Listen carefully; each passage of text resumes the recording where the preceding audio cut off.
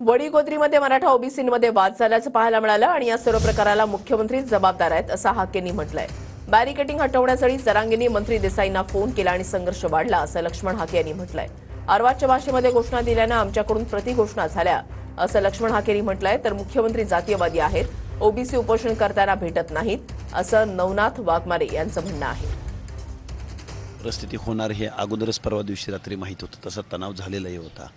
त्याची प्रिकॉशन म्हणून पोलीस प्रशासन काही काळजी घेत होतं किंवा काही बॅरिकेटिंग वगैरे करत होतं, तर त्याला प्रचंड विरोध जरांगेंनी केला।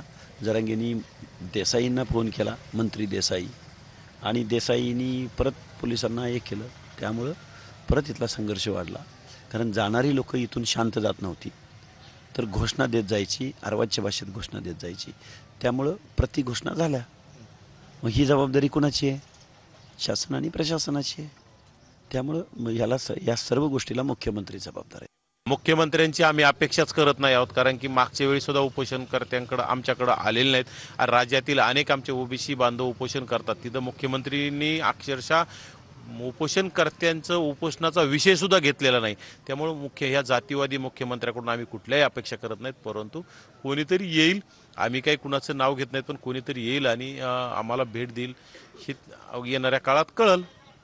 पोलिसांची वेळोवेळी हुज्जत घालणारे त्याचे कार्यकर्ते हे कायद्याला मानत नाहीत का? झुंडशाही आहे का महाराष्ट्रामध्ये? आणि इथं येऊन जर कोण घोषणा देणार असेल तर त्याला उत्तर जशास तसं भेटेल। कुणीतरी घोषणा द्यावी आणि आम्ही शांत बसावं, आम्ही बांगड्या नाही भरलेल्या, जशास तसं उत्तर भेटेल। देवेंद्र फडणवीसांना आमचं सांगणं आहे, पोलिसांचं काम करू द्या।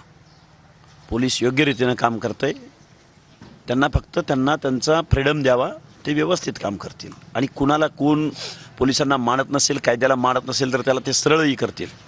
फक्त त्यांना त्यांचं काम करू द्या।